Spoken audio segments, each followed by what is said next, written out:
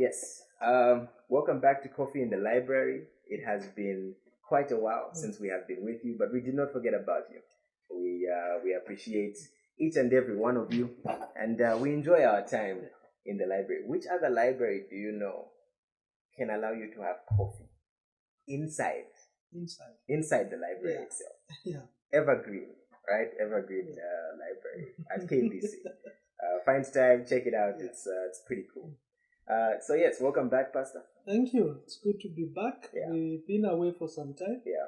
COVID-19. Yes. Yeah. Yes. COVID-19. We'll blame COVID. Let's blame COVID for all of this. So yeah, in today's episode, our first episode back after a long time, we're talking about the hot button issue of pornography. Pornography that is so widespread. It's everywhere. It's on our phones. It's on our computer screens. It's even on the TV shows that we watch. Yeah. But there's a way in which, if I mention that there is a pornographic element to the TV shows that we watch, people would reel back at that. They'll say, no, it's those explicit ones. Yeah. It's those explicit ones. So how can we define pornography? Are we going too far in saying that even some of the TV shows that we watch are pornographic in nature? Well, we're not going far when we make that assertion because we are basically saying pornography is the explicit portrayal of sexual subject matter for the purpose of sexual arousal or sexual satisfaction. Now, we live in a time when it's becoming difficult to define anything. Even what is black and white, we're trying to find what's the middle ground. It reminds me of the words of Justice Porter Stewart in 1973, when he was faced with a case of what is pornography or what constitutes pornography. And this was what he said: I shall not today attempt further to define pornography or obscenity, and perhaps I could never succeed in doing so. But I know it when I see it. So the point was, look, even if I don't define, but when I see it, I know it. So when we now say, even in some of the shows, that aspect is there. There is this explicit portrayal of the sexual subject matter. And the point is, those that are watching must have this kind of sexual arousal or some kind of erotic satisfaction. So there is what people now try to sort of grade or justify. So you find there's soft porn, there's hard porn, and hardcore. And the point is all the same. The common denominator is porn. They're shades of grey, but they are all grey. That's the bottom line. That's the bottom line. And so we need to address this issue. And why do we have to address it? Because firstly, it is something that is out there. It's a real problem. Someone has said it's the social media, the internet, including porn and everything that is on internet, it has to be dealt with. It's like it's a social problem and it has to be dealt thus. So if we're saying it's shades of grey, are we saying that the problem is that it's not that the soft or the hard or whatever it is, or the hardcore, it's not that the extreme ones are a problem, but pornography in and of itself is the problem. Exactly. Okay. So what are we defining as pornography? You gave a little bit of it, but yes, then what are we defining as pornography? And that's what I was saying is it's this explicit.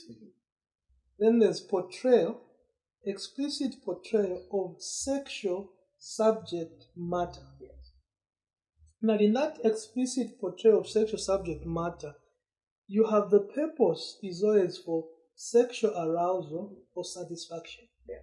So when, for instance, you're watching a movie and there are scenes of kissing and dressing, and then it ends there. The point is that the one who was directing that knows that whoever's going to be watched who want to fill in the blanks, whatever happened after that.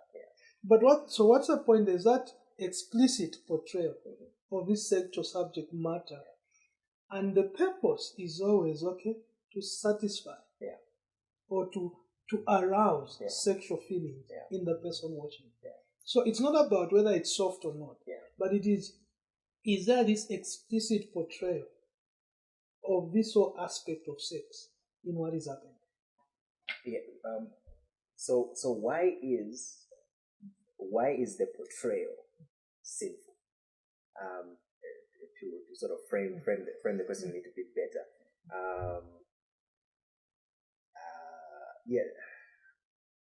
It could be a stretch.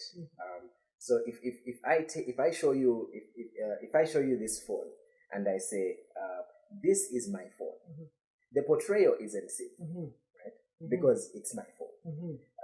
But if I say this is my phone, but it's not my phone, then it's so the circumstances are what cause the portrayal to be sinful. So what is it about the portrayal of that sexually explicit content?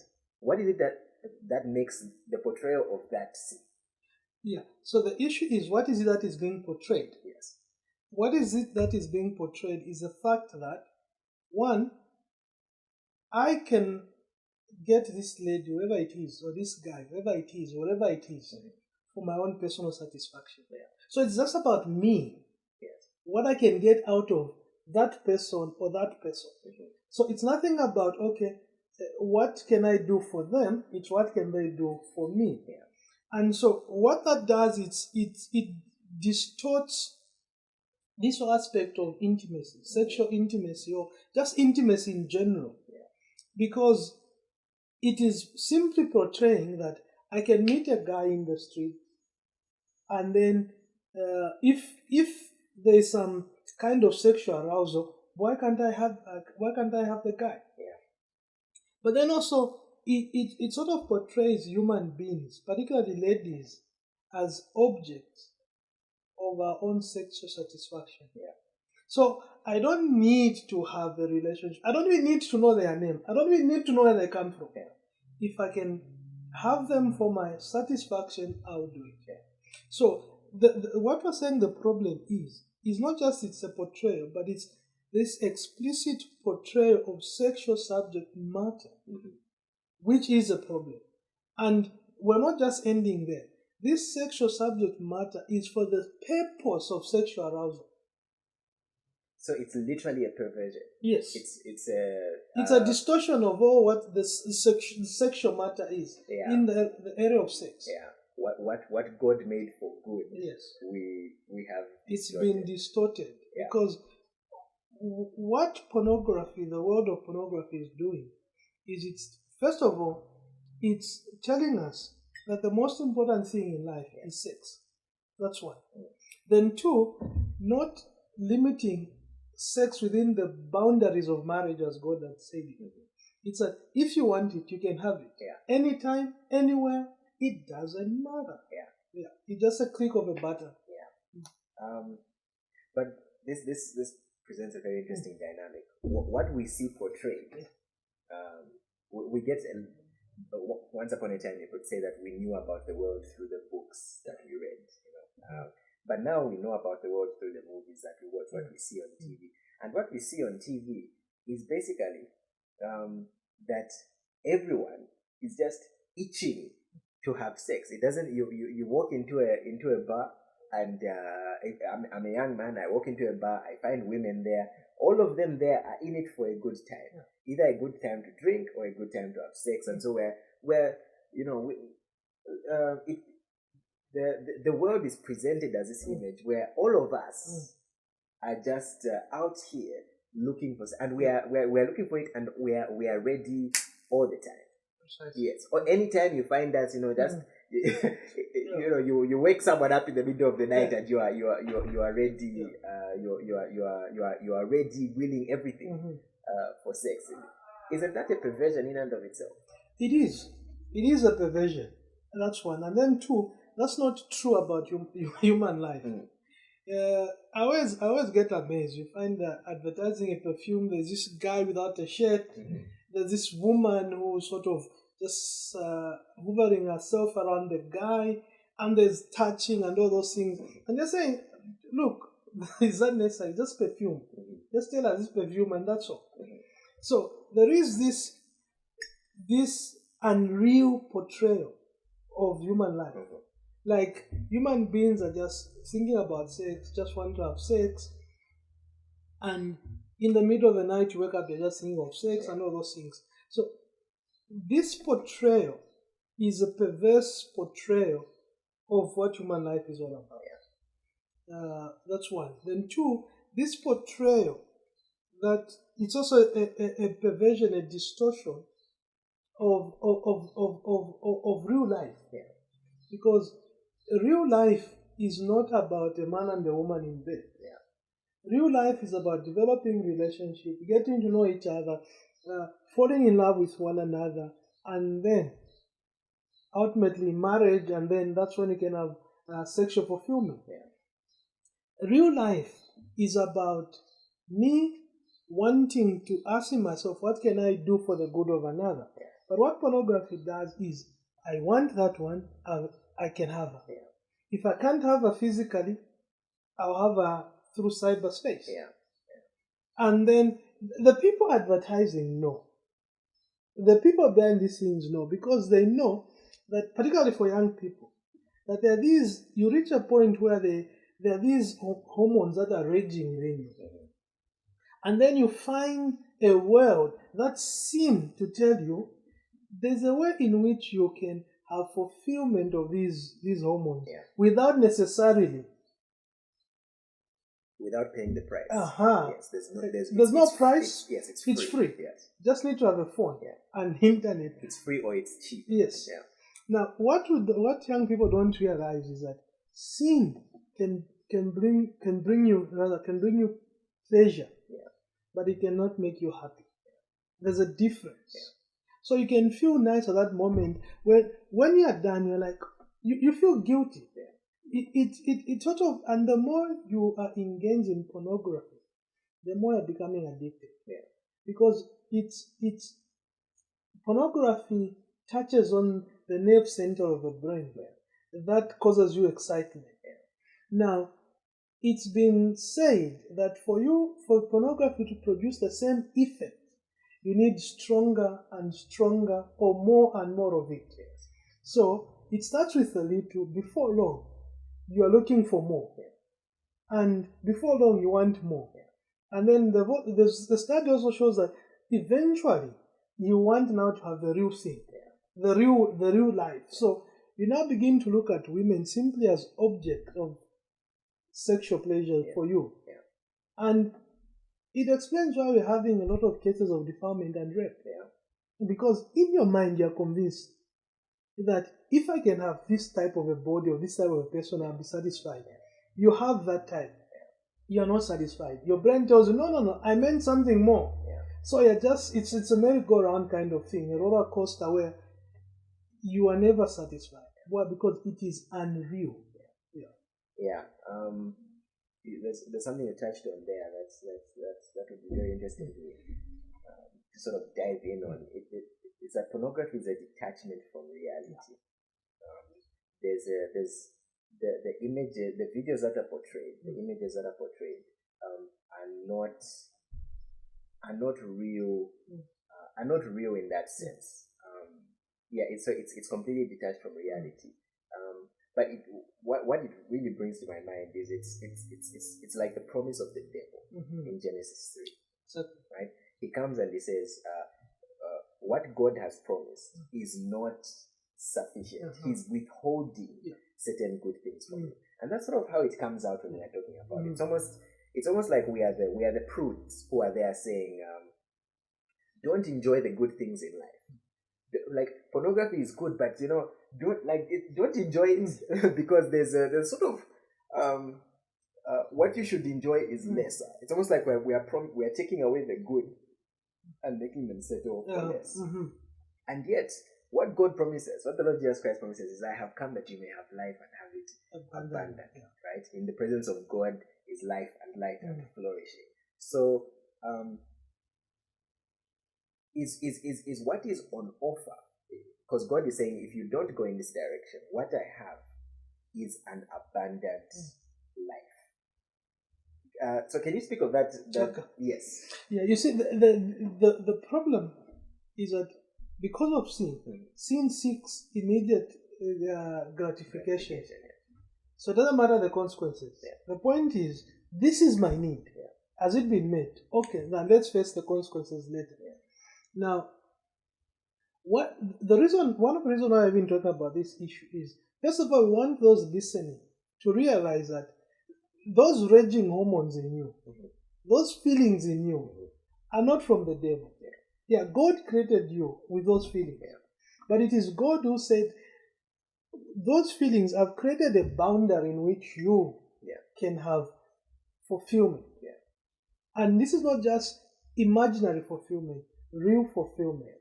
So when you have a wife, it is within that boundary that you can now begin to enjoy what God has given, which is a gift of sex. But when you say boundary, right? When you say boundary, it creates images in our minds of the lion in a cage, like an enclosure. Yes, yeah. We don't think the ocean has boundaries. You know what I mean? So we don't think the ocean has boundaries. As vast as it is. As vast as it is. Like those are the boundaries, right? We think, it's a lion in a cage. I want to hunt. No. You know. I just thought I should bring that up. Because when you're saying it, like God has created boundaries in our mind. Because that's what pornography sells. Pornography sells you are in the ocean. But in reality, pornography is you are the lion in the cage. So when we talk of those boundaries, we're actually saying God has given us the legitimate way on how we must enjoy the gift of sex. And that's marriage. So within the marriage bond, within the marriage relationship, God has not told us how many times we should have sex. He just said, well, it's open now. Flourish. It's yours. Now, with pornography, if it's a real thing as well, people want to make us think, why do it in secret? It's because the person knows this is not right. But somehow they are trying to justify themselves because I've got these feelings, therefore. Now, pornography, like I said, it creates a world which is not real. That's one. Then two, it also makes us think that it also makes us not like the way God has created us. If God created me short, and the pornography world is saying someone who's huge and tall, is well built, he's the desirable one. Then you begin to say, why did God create me like this and all those things? Even women. It's like you must be tiny, skinny, to a point that you look like you don't really eat or you're starving yourself. You must be 50 but look like you're 20. Precisely. And because the world is unreal. That's a thing. It is unreal. But then also, it dehumanizes you in a sense that those who are engaged in pornography, it's not like they are happy with what they are doing, but they find themselves in that situation for various reasons. And the major reason is because they're being paid. And they're treated like objects. This guy can do whatever he wants. She can be treated in whatever way, or he can be treated in whatever way. It doesn't matter. The point is, there's a world out there that wants to be satisfied. Then we're saying pornography exploits and humanizes sex so that human beings are treated as things. And women in particular are simply as sex objects. And the focus is really on her body and what it can do for me, or his body and what it can do for me. So it is really a sweet poison. It's you drink it, it feels sweet, but eventually it's killing you inside. And the longer you are hooked into this thing, the more you begin to be affected relationally, emotionally, and psychologically. Because you are in that world so much that when you are in the real world, you fail to fit in. Because you're in this kind of imaginary world of your own. You are basically living in two worlds, and so you cannot fully engage in either one. This is why there's really a connection somewhere between video games and pornography. But that's really a discussion for another day. But in that you are not fully vested in either one. No, you're not. And so you're not able to flourish. No, you can't reach your full potential because, excuse me, your real world around you can't fit in because you prefer an imaginary world. Now, in that imaginary world, you can't fit in because it's not there. Yes, there's nothing other than the sex. Yeah, that's all. You when sex is done, that's it. What's next? You don't know the person, man. The point is, it was simply sex that was there. And so, what we are actually saying is this: that because of the distorted view of sex, this is why now people are struggling to define what pornography is when they know, as Justice Porter Stewart would say, when I see it, I know it. So I don't even need to start telling. When I see it, I know it. And the reason is simple, because we're now trying to justify why one should engage in pornography or why pornography is acceptable. To close off this segment, as we had said at the beginning, a lot of what we watch these days has pornographic elements to it. Almost every TV show has to include some of this stuff. In John Piper's book, Future Grace, there's a part where he's dealing with fighting lust by the power of future grace, and one of the things that he mentions is he gives a very humorous scenario. He says, imagine if you invite your neighbor over to your home and you watch a movie and the movie has a sex scene. Usually that's not something we'll bat an eye over. It's fine. The following day, your neighbor knocks on your door and he says, hi, can you and your wife come over to our home? My wife and I are about to have sex. We want you to watch. You say, no, that's creepy. Then he says, okay, we'll record it and then we'll give it to you so that you can watch. And he goes, no, that's still creepy. And he goes, is it because my wife is not attractive enough? Because yesterday you were clearly comfortable with watching other people have sex. So what's wrong with me and my wife? Exactly. And it sounds ridiculous, but that's exactly what's going on. Because we've detached ourselves from reality. Hardly anyone would think of peeking through your neighbor's window and watching the husband and wife there have sex. And yet this is what we do with pornography, in that it's that detachment from reality. It's because we've created there's no link between reality and what we're doing. We don't realize that these might be people we know. Or these are people that are known out there. But because I'm here in Africa, in Zambia, and I'm thinking, okay, this is in the States or in Europe or whatever it is, the chances of me meeting this person in real life are very slim. But what we're really doing is what the example you've given. It's individuals having sex. Now, people you know, that's the last thing you want to do. To stand there and watching them. No, that's the last thing you want to do. Why? Because you know them and you feel this is too private a matter. That's one. But then two, it's also the fact that world, people don't even have any commitment to one another other than sex. But even that commitment is not because they want to do it. It's because someone has told them, I'm going to pay you. So it's like me being told to undress myself in front of a camera, and then I'm being told, okay, we'll pay you.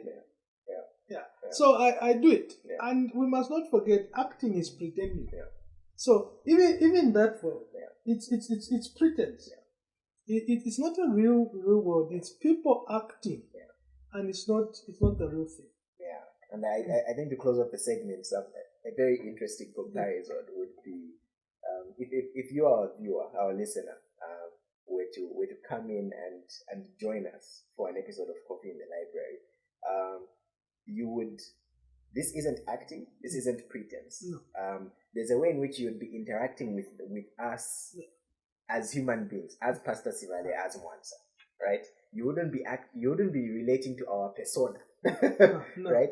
But with pornography, when you meet that person in real life, you're not thinking, "Hey, how you doing? How's your family? You know what's going on?" No, you are thinking of them as, "I wonder if," right? You're incapable of thinking of them as a holistic human being. You've created a separate reality. They're like objects to you. Yes, they are literally objects. They're objects to you. And that's a perversion of how God made things to be. So so this was just our overview of pornography. In the next episode, we are looking at how to address the issue. And of course, this is a huge topic. We can't get into everything, and so we're just digging into small bits of it. And so in the next episode, we're going to deal with, you are struggling with pornography. What next? What does that look like? Let's move over to segment 2, our book of the week. In terms of our vision, the vision of the School of Divinity is to be a center of excellence for Reformed biblical scholarship, devotion, and teaching, impacting Africa with the gospel of Christ and a God-centered worldview. And really that encapsulates and undergirds everything that we're about. We want to be very clear about both academic excellence and evangelistic fervor. We want to be clear about uniting the head, the hands, and the heart. That's the vision of ACU as a whole, and it is most assuredly the vision of the School of Divinity.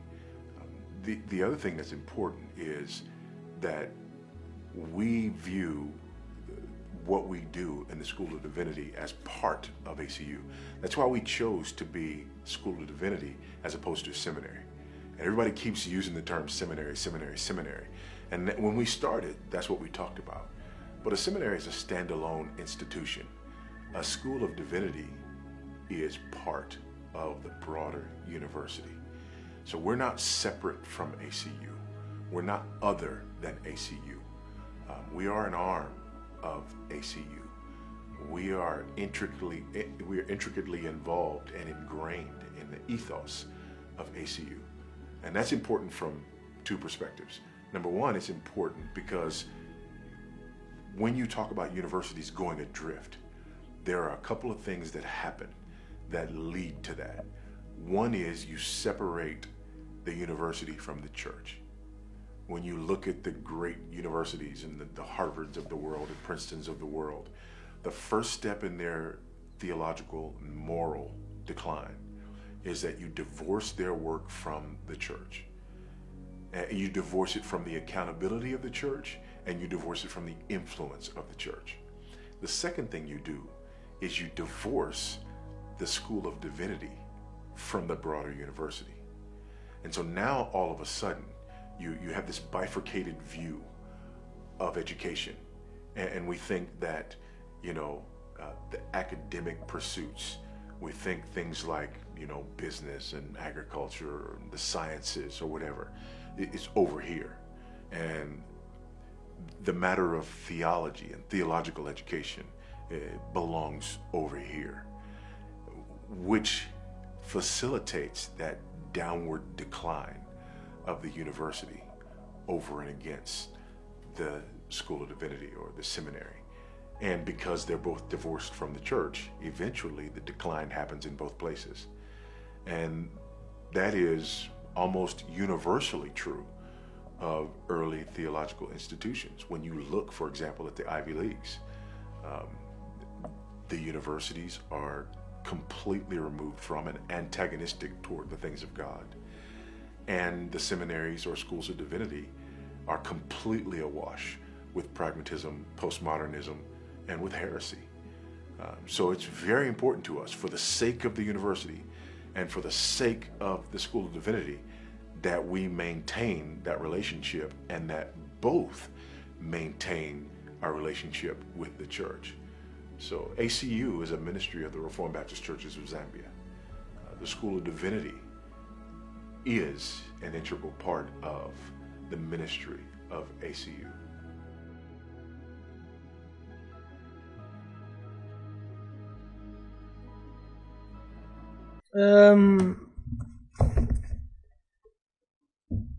The title of the book is The Bad Girls of the Bible and what we can learn from them. Now, obviously, the title itself might create a lot of uneasiness in people. I didn't write it. I didn't write it. It's written by Liz Curtis, but basically what she's the author in this book is just trying to show us the examples of different women in the Bible, and the emphasis is the fact that we know so much about Esther, Sarah, we know Mary, but then there are those women in the Bible that are mentioned, like Jezebel, that we hardly pay attention to. Now, our point is to try and address, to look at their lives as portrayed in the Bible, and then bring out lessons to avoid being like that, to avoid being a Jezebel, but be like a Mary or be like Esther. And the punchline is the fact that, look, in life you learn from both positive and negative examples. So you learn from the life of these bad girls of the Bible, as well as you learn from the lives of the good girls of the Bible. So the good girls of the Bible, you want to emulate their lives. The bad girls, you want to shy first away from that life and pursue that life which is pleasing before God. It is a very easy book to read. What's our rating? Scale of 1 to 10, 10 being the hardest, 1 being the easiest. Yeah, I'd probably put it at 2. All right, book of it's very easy to read. Our easy to read rating. It's a 2. Yeah, you can even finish it in a week. Yeah, it's very easy to read. All right, so we encourage you to look out for the book and tell us what you think in the comments. You can reach out to us on the Biblical Christianity social medias to tell us what you think of the books that we have recommended. All right, Pastor, thank you very much. It's a pleasure. It has been a great episode, and we will see you all on the next episode of Coffee in the Library. Thank you.